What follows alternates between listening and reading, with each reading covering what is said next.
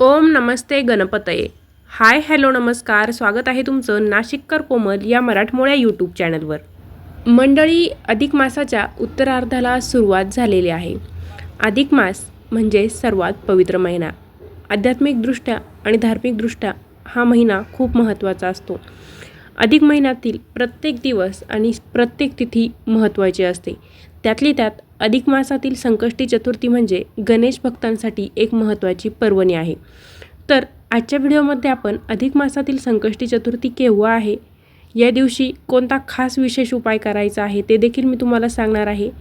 त्याचबरोबर अधिक मासातील संकष्टी चतुर्थीच्या दिवशी संध्याकाळी आपल्याला कापुरासोबत एक वस्तू जाळायची आहे. तर ती वस्तू कोणती आहे, ती वस्तू जाळल्याने आपल्याला कोणते फायदे होतात, याबद्दलची सगळी माहिती तुम्हाला आजच्या व्हिडिओमध्ये मिळून जाईल. फक्त व्हिडिओ बघत असताना ओम गंग गणपतये नमः असं लिहायला विसरू नका. चला तर मग आजच्या व्हिडिओला सुरुवात करूया. मंडळी, बुधवारी 3 जून 2026ला आलेली आहे अधिक महिन्यातील संकष्टी चतुर्थी. 3 जून 2026 ही तिथी खूप महत्त्वाची आहे, कारण या दिवशी अधिक मासातील संकष्टी चतुर्थी आहे. या दिवशी चंद्रोदय रात्री 9:52 होणार आहे. महत्त्वाचं म्हणजे ही अधिक मासातील संकष्टी चतुर्थी आहे, त्याच्यामुळे खूप महत्त्वाची असणार आहे. त्यामुळे आपण या दिवशी विधिवत पूजा करायची आहे.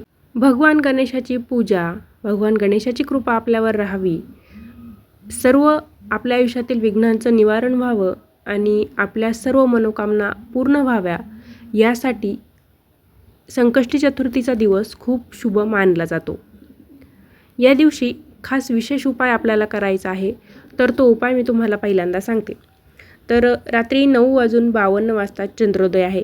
चंद्रदर्शन घ्यायचं आहे, चंद्रदेवाची पूजा करायची आहे, चंद्राला नैवेद्य दाखवायचा आहे.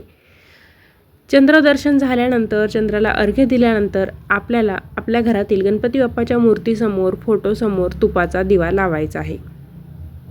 हातात एक सुपारी घ्या किंवा नैवेद्यासाठी जर तुम्ही मोदक बनवलेले असतील तर त्यातला मोदक आपल्या एका हातात घ्यायचा आहे, उजव्या हातात मोदक घ्यायचा आहे आणि मनातील इच्छा स्पष्टपणे आपल्या गणपती बाप्पाला आपण सांगायची आहे आणि तो मोदक गणपती बाप्पाच्या चरणी आपण अर्पण करून द्यायचा आहे.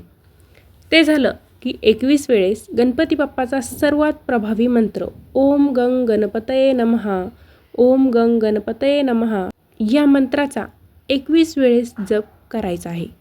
जर तुम्ही ती सुपारी किंवा मोदक हातात तसंच ठेवलेले आहे मंत्र जप होईपर्यंत, तर मंत्र जप झाल्यानंतर हातातील सुपारी असेल किंवा मोदक असेल गणपती बाप्पाला आपण अर्पण करून द्यायचे आहे. हा उपाय केल्यामुळे आपल्या आयुष्यात काही अडथळे असतील, आपले कामं पूर्ण होत नसतील किंवा पैसा टिकत नसेल, आपल्या घरातील वातावरण नकारात्मक झालेलं असेल, सकारात्मक ऊर्जा आपल्याला घरातील वाढवायची असेल, तर अशा वेळेस आपण हा उपाय अधिक मासातील संकष्टी चतुर्थीच्या दिवशी नक्की करा. नक्की या उपायाचं फळ तुम्हाला मिळणार आहे. संकष्टी चतुर्थीच्या दिवशी दिवसभर उपवास करायचा आहे, गणपती बाप्पाचं ध्यान करायचं आहे. सकाळीच विधिवत गणपती बाप्पाची पूजा करून घ्यायची आहे. संध्याकाळी मात्र आपल्याला एक विशेष उपाय करायचा आहे. सकाळी ज्या ठिकाणी आपण आपल्या घरामध्ये गणपती बाप्पाची पूजा केलेली असेल त्याच ठिकाणी संध्याकाळी आपल्याला एक उपाय करायचा आहे. त्यासाठी आपल्याला एक खोबऱ्याची वाटी घ्यायची आहे. त्या वाटीमध्ये थोडेसे काळे तीळ, एक चमचाभर काळे तीळ टाकायचे आहे. काळे तीळ यासाठी की काळे तीळ नकारात्मक ऊर्जा शोषून घ्यायला मदत करतात, म्हणून त्या वाटीमध्ये, खोबऱ्याच्या वाटीमध्ये एक चमचाभर, चिमूटभर काळे तीळ टाका आणि ती खोबऱ्याची वाटी आपल्या घरातील प्रत्येक सदस्यावरून 5 किंवा 7 वेळेस उतरायची आहे. खोबऱ्याच्या वाटीचा उतारा प्रत्येक सदस्यावरून करायचा आहे. अगदी स्वतःवरून देखील स्वतःच्या हातानेच करू शकता. घरातील कोणत्याही एक सदस्याने ही वाटी हातात घ्यायची, त्यात थोडेसे काळे तीळ घ्यायचे आणि प्रत्येक सदस्यावरून या वाटीचा उतारा करायचा आहे. त्यानंतर ती वाटी घेऊन यायची आहे जिथे आपण गणपती बाप्पाची पूजा केलेली होती तिथे. समजा तुम्ही पूजा बाहेर मंदिरात जाऊन केलेली असेल तर हरकत नाही, हा उपाय तुम्ही देवघरासमोर देखील करू शकता. वाटीत उतारा केला की त्यानंतर काय करायचं, आपण ज्या भांड्यात कापूर जाळतो किंवा एक मातीचा दिवा घ्या किंवा डिश घ्या, त्याच्यामध्ये 7 भीमसेनी कापराच्या वड्या टाका आणि 1 चिमूटभर पिवळी मोहरी टाका आणि त्यानंतर आपल्याला तो कापूर प्रज्वलित करून द्यायचा आहे. वाटीमध्ये तो कापूर ठेवायचा आहे आणि पूर्ण वाटी जळेपर्यंत आपण तिथेच बसून राहायचं आहे. ओम गंग गणपतये नमः, ओम गंग गणपतये नमः या मंत्राचा जप आपण करत राहायचं आहे. फक्त एक काम असं करायचं, कापूर एकदा की खोबऱ्याच्या वाटीत प्रज्वलित केला की त्यानंतर ती डिश किंवा वाटी आपण सर्वत्र घरभर घेऊन फिरायचं आणि आपल्या देवघरासमोर आणून ठेवायचे आहे. आपल्याला चटका बसणार नाही, इजा होणार नाही या गोष्टीची दक्षता आपण घ्यायची आहे. आणि त्यानंतर आपण तिथेच ते पूर्ण प्रज्वलित होईपर्यंत, पूर्ण त्याची राख होईपर्यंत घरातील एका सदस्याने तिथेच बसून राहायचं आहे. ते झाल्यानंतर आपण काय करायचं, ती जी राख आहे ती रात्रभर तिथेच ठेवायची आणि दुसऱ्या दिवशी सकाळी वाहत्या पाण्यात आपण ती राख विल्हेवाट लावायची आहे. हा उपाय कधी करायचा, तर हा उपाय चतुर्थीच्या दिवशी संध्याकाळी ज्यावेळेस आपण दिवे लावतो, एक संध्याकाळी 6 नंतर हा उपाय आपण करू शकता. हा उपाय घरातील स्त्री पुरुष, वृद्ध, मुलं कुणीही करू शकतो.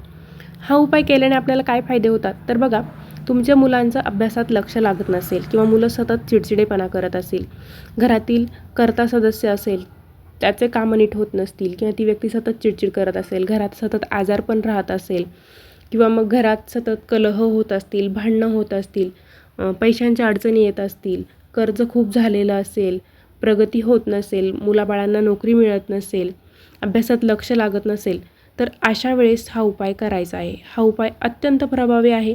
त्यातली त्यात अधिक मासातील संकष्टी चतुर्थीच्या दिवशी, विभुवन संकष्टी चतुर्थीच्या दिवशी जर तुम्ही हा उपाय केला तर त्याचं फळ तुम्हाला मिळाल्या वाचून राहणार नाही. हा उपाय तुम्ही अगदी कोणत्याही संकष्टी चतुर्थीच्या दिवशी करू शकता, पण अधिक मासातील संकष्टी चतुर्थी म्हणजे खूप महत्त्वाची तिथी आहे. तुम्हाला सर्वांनाच माहिती आहे, अधिक मास म्हणजे धार्मिक आणि आध्यात्मिकदृष्ट्या खूप महत्त्वाचा आहे. त्यामुळे अधिक मासात आपण जेवढा सेवा करू त्याचं फळ आपल्याला दुपटीने मिळाल्याशिवाय राहणार नाही. दर 3 वर्षातून एकदाच आपल्याला ही संधी मिळते. म्हणून अधिक मासातील संकष्टी चतुर्थीच्या दिवशी हा एक महत्त्वाचा उपाय नक्की करा. अधिक मासातील संकष्टी चतुर्थी एक महत्त्वाची तिथी आहे. त्यामुळे या दिवशी सकाळीच आपल्या मुख्य दरवाजाची स्वच्छता करा, गणपती बाप्पाची पूजा करा. घरात तुम्हाला पूजा करायची नसेल तर तुम्ही एखाद्या मंदिरात जाऊन पूजा करा, गणपती बाप्पाला अभिषेक घाला. गणपती बाप्पाला तुम्ही दुधाने, पंचामृताने किंवा कुंकाच्या पाण्याने देखील अभिषेक घालू शकता. गणपती बाप्पाला या दिवशी मोदक अर्पण करा. त्याचबरोबर 21 दुर्वांची जुडी किंवा 21 दुर्वांची माळ, जास्वंदीची फुलं या गोष्टी तुम्ही गणपती बाप्पाला अर्पण करा. त्याचबरोबर आंब्याचा सीझन आहे, त्यामुळे आंबा देखील गणपती बाप्पाला अर्पण करू शकता किंवा संध्याकाळी आमरस पोळीचा, पुरणपोळीचा नैवेद्य तुम्ही या विभुवन संकष्टी चतुर्थीच्या दिवशी गणपती बाप्पाला दाखवू शकता. गणपती बाप्पा म्हणजे बुद्धीची देवता. आपल्या मुलांचं अभ्यासात लक्ष लागत नसेल, चिडचिड करत असतील, त्यांना अभ्यासात त्यांची प्रगती होत नसेल तर कापुराचा हा उपाय विभुवन संकष्टी चतुर्थीच्या दिवशी नक्कीच करा. नक्कीच तुमच्या मुलाबाळांचं अभ्यासात लक्ष लागेल, त्यांचा चिडचिडेपणा देखील कमी होईल. त्याचबरोबर गणपती बाप्पाला विघ्नहर्ता असं देखील म्हटलं जातं. त्यामुळे आपल्या कुटुंबावर कोणतेही संकट असतील, आपल्या कुटुंबाला नजर लागली असं देखील तुम्हाला वाटत असेल, तरीही या संकष्टी चतुर्थीच्या दिवशी तुम्ही कापुराचा, खोबऱ्याच्या वाटीचा उतारा करा. नक्कीच तुम्हाला चतुर्थीनंतर फरक जाणवू लागेल. तर मंडळी, असा होता आजचा व्हिडिओ. आजच्या व्हिडिओमध्ये आपण अधिक मासातील संकष्टी चतुर्थीच्या दिवशी संध्याकाळी आपल्याला कापुराचा एक उपाय करायचा आहे. तर कापुरासोबत कोणती वस्तू जाळायची, हा उपाय कसा करायचा, त्या उपाय केल्याने काय फायदे होतात याची माहिती जाणून घेतलेली आहे. त्याचबरोबर या संकष्टी चतुर्थीच्या दिवशी करण्याचा एक अत्यंत महत्त्वाचा उपाय देखील आपण बघितलेला आहे. व्हिडिओ आवडला असेल तर लाईक करा, शेअर करा. चॅनलवर नवीन असाल, अजून सबस्क्राईब केलं नसेल तर धार्मिक, आध्यात्मिक तसेच सणावारांचे व्हिडिओ बघण्यासाठी आजच नाशिककर कोमल या मराठमोळ्या यूट्यूब चॅनलला सबस्क्राईब करायला विसरू नका.